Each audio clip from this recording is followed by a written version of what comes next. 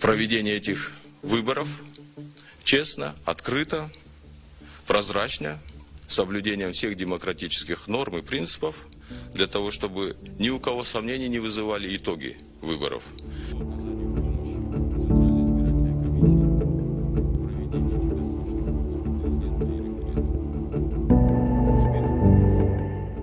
Самое главное, чтобы наши граждане, избиратели добросовестно выполнили свой гражданский долг, пришли на выборы, потому что от количества пришедших на выборы наших граждан-избирателей зависит и презентабельность итогов референдума в первую очередь.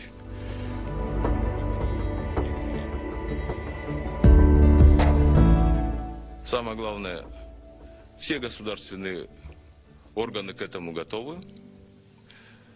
Со стороны правительства приняты были все соответствующие меры по организации и проведению, по оказанию помощи Центральной избирательной комиссии в проведении этих досрочных выборов президента и референдума.